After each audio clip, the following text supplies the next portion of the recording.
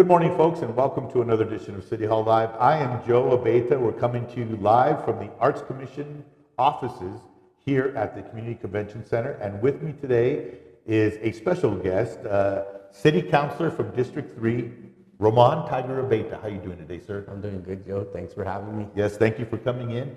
So, there's a couple of things we'll get to. I know mid-year budget, and we also want to talk about possibly a new teen center down on the south side. But first, let me ask you this.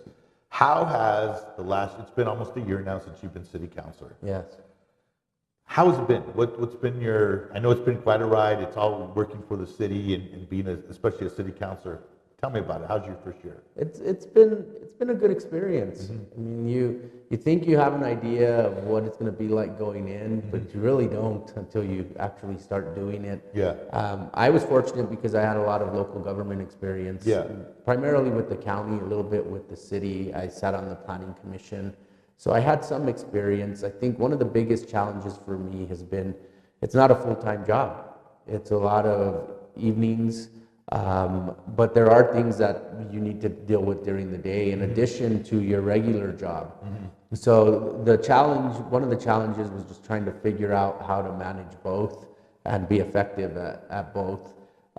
For example, where I'm headquartered, because I'm the director of the Boys and Girls Clubs, on the south side of town. Mm-hmm. That's where our main offices are. Mm-hmm. City Hall's on the north end of town. So one thing I learned quickly was schedule most of my city council business that needs to be taking place downtown in the afternoons towards later in the day, because I usually have to come here for a meeting anyways, because I'm on the finance committee, public works committee, and try to take care of all my club business, in the mornings and early afternoons. Yeah, and nowadays it's now a 20, it could be a 20 to 30 minute drive depending on which way you want to take it downtown, right? Yes. So I mean, it's not what it used to be where it'd be a 5-10 minute drive. Yeah, so it's helpful to, like I said, schedule my city council meetings in later afternoon, because I've got to be down here anyways for an evening hearing, committee meeting usually. So, any surprises, man, that kind of threw you off, good, bad? Any surprises that you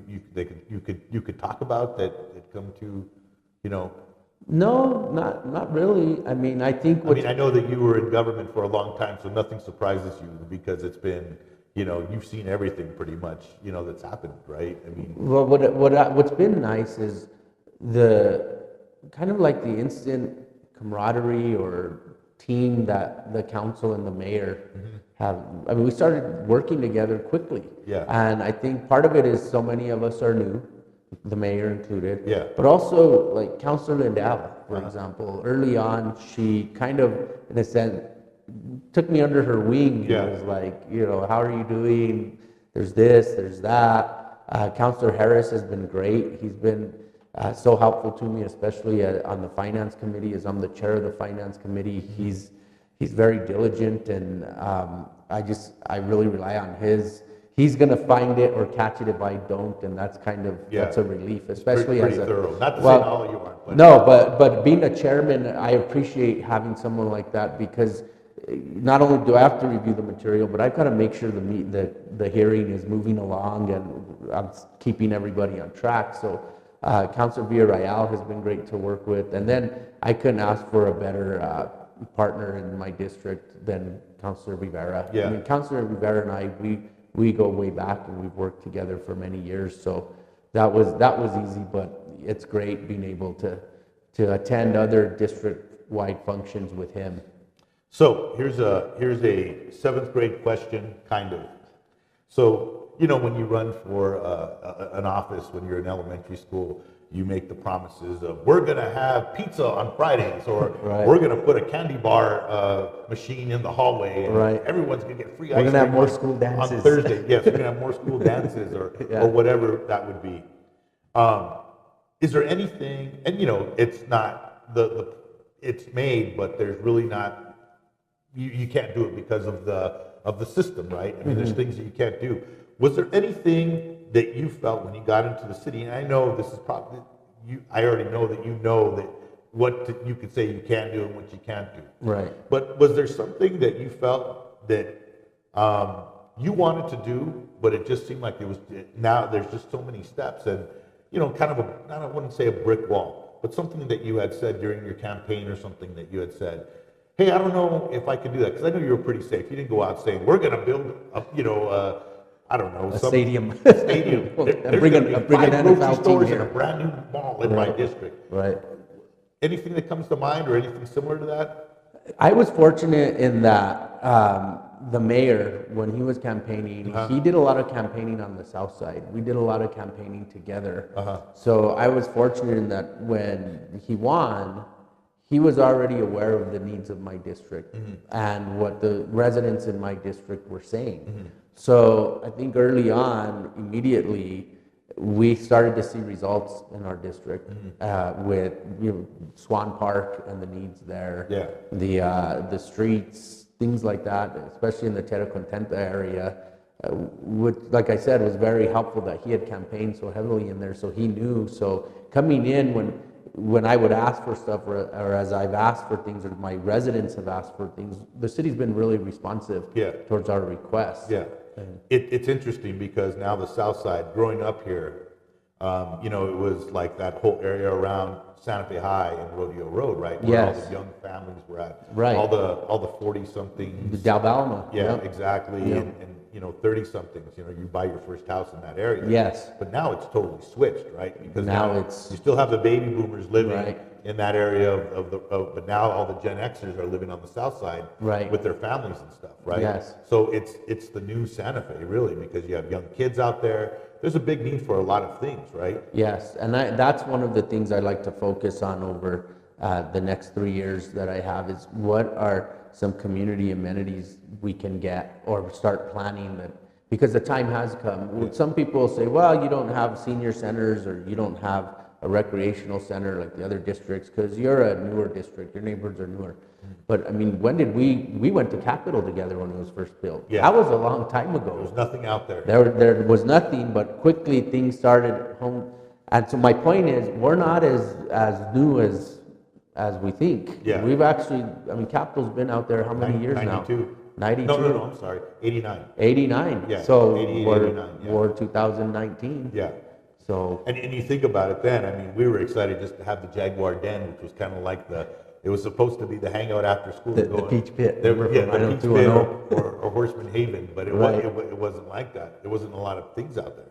But now, and in recent time, with the Solaris projects going on, you have your restaurants, new restaurants are going out there, car dealerships are building more stuff. There's more stuff out there. We have big box stores now that are able to serve that south side, whereas before people had to travel a long way to get to where they wanted to get, right? Well, and before too, I think there was, especially when we were growing up in Santa Fe, there was a lot of pressure to keep some of those things out.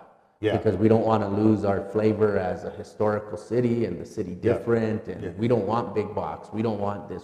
Well, now you see Generation X, like you said, our generation. Yeah.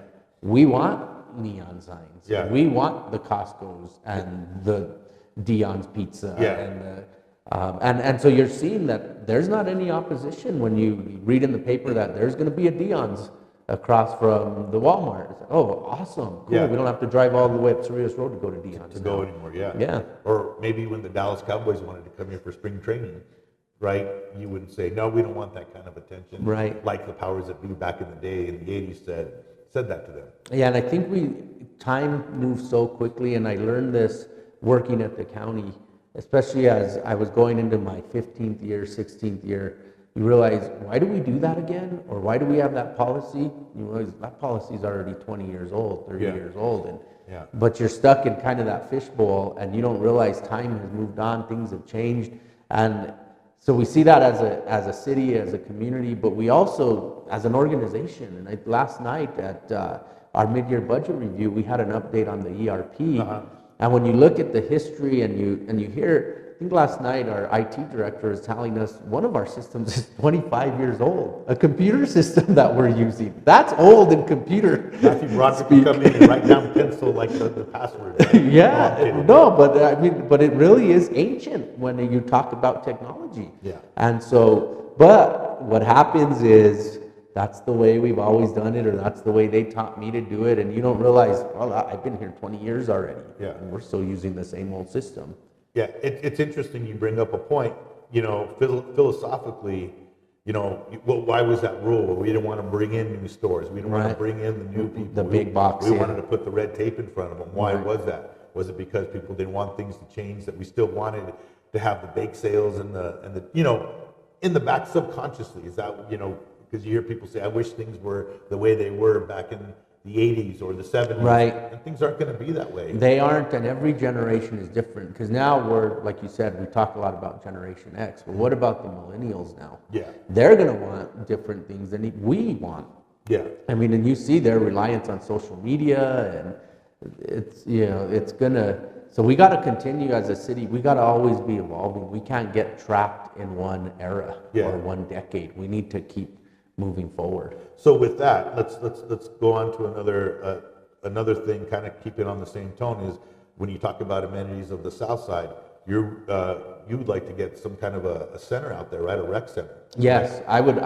We are working on, myself, the mayor, Councilor Rivera. We're working, and it's not us. It's not our idea. This is something the council has talked about since 2000. And the Councilor Carmichael Dominguez was a big champion for this.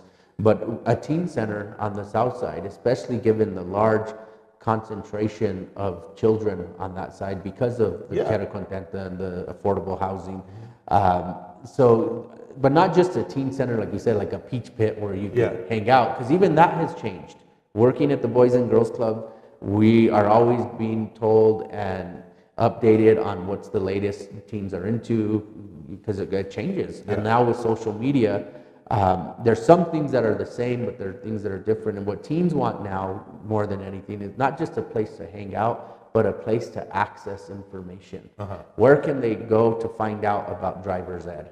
Where can they go to find out about where they can find a job? And so more of a resource center, as opposed to, I mean, sure, they still want to play basketball. Yeah. They still want to work with a recording studio if they're one, or have a performance if there's a teen band, or video games. They still want to do that, but they want information now and access to information regarding jobs, employment, health, perhaps. Because a lot of teens, they don't have access to those things, especially on the South Side.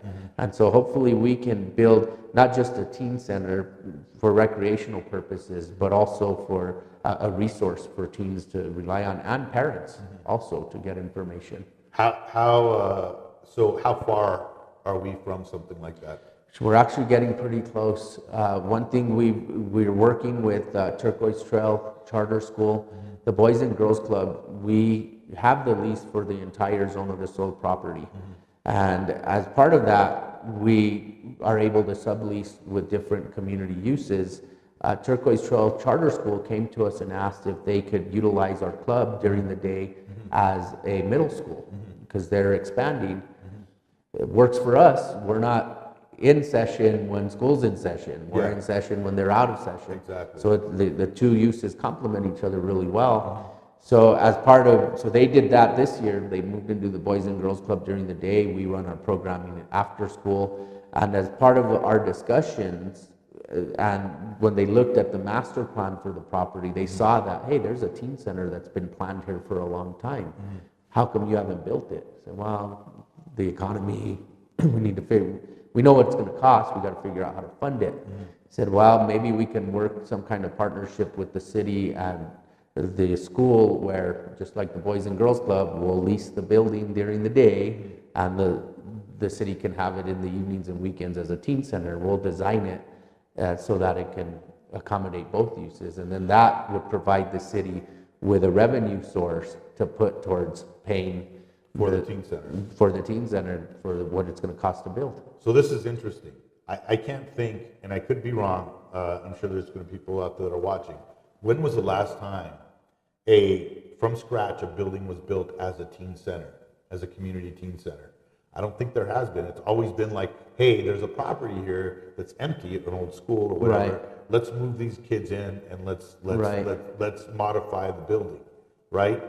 And I can't think of anything. I can't think of. So with that, I'm saying is, you could build a center with infrastructure, right? With IT, Yes. everything in state-of-the-art stuff, where it could be upgraded, easy access if we had to upgrade cables, if there's, new Ethernet cables that you need to put in or whatever, you could do that now and put the latest and greatest technology and not have to worry about drilling through cinder blocks. Right. That's the benefit to building from the ground up as That's opposed to retrofitting an existing building. That's pretty amazing. Yes. Right? Yep. And that's been the vision since Tierra Contento was built. That tract of land that the Boys and Girls Club is on and the YMCA is on, there's a pre-K on there, was to be a community tract where really birth to end of life, you could access services there. We have a pre-K with YMCA on the property, so they do birth to 4 or 5. Then you've got the Boys and Girls Club on the property that does 5 to 18, and hopefully now we'll have a teen center where we can segregate, from 12, 13 to 18, and we could provide programming specifically for teens, and then in the existing Boys and Girls Club programming for like 5 to 11, 12 years old. Are the plans to have a full-fledged gym in there? Yes. Okay. Because that's one of the things that not only the city has studied, but Boys and Girls Clubs have studied. You use the gym as an attractor for the teen, to get the teens to the place. Mm-hmm. That's probably the number one attractor of teens is a gymnasium. Mm-hmm. I mean, you see it at the Chavez Center, the basketball courts. You go there after school, summers, weekends, it's full of teens. And so what you do is you use that to get them there, and not just basketball, indoor soccer, volleyball, and so you get them in the door, and while they're there, walking to the gym or walking out of the gym, they see, an ad for driver's ed classes, or, there's this program, or in some cases GED, maybe they're not in school. Here's how you can get your GED. Or maybe, especially on the south side, there's English classes for English, Spanish speakers or families where English isn't the first language in the home. So there'll be classrooms in the center too. Yes. People will be able to, and then we partner with other community organizations who come in and offer the English classes, offer the GED classes, offer driver's ed, offer music classes, different things that one organization can't do, but you have several, and when you bring them all together, they're experts in this field, they're experts in this one, and together you can offer kids and teens anything they need. That's pretty awesome. That's great. All right, so that'll be something to be looking forward to in the next couple of years. Yes. That's awesome. Real quick, because I know you got to head out to a meeting, but mid-year, you guys had your hearings last night. How'd that go?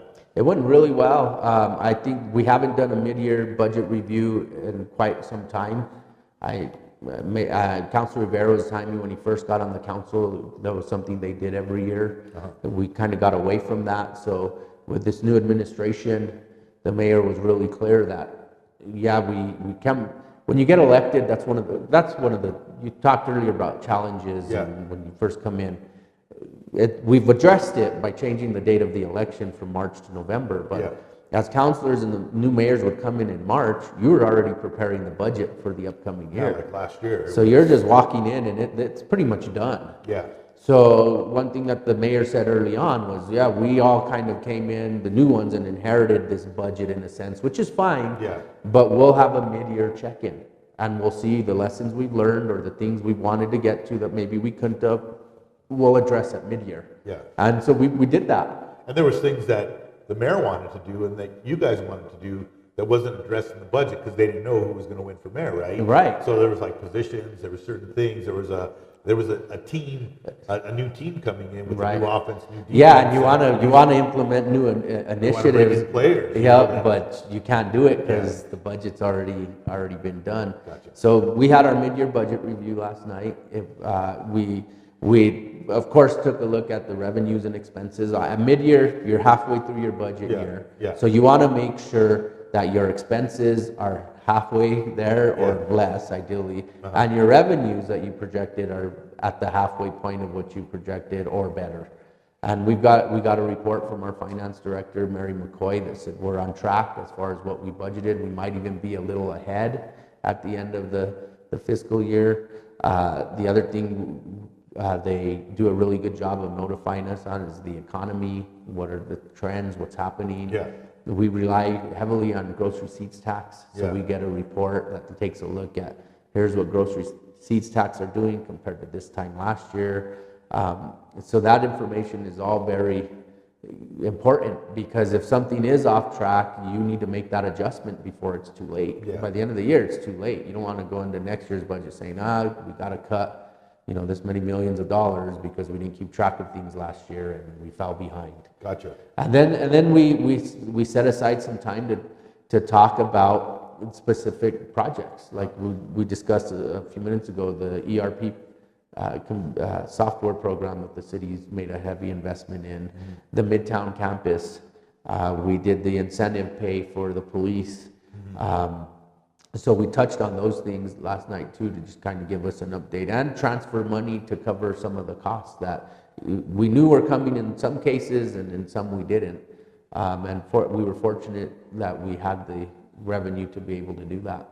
Okay, well, great. So it couldn't have gone any better. The entire council showed up. It was just a finance committee meeting, but all the councilors and the mayor attended. So that's always good when you can have everybody in the room. Yeah, everyone's on the same page. Everyone's on the same page. There are minor things that we'll continue to monitor throughout the rest of the fiscal year as we get ready for next year's budget.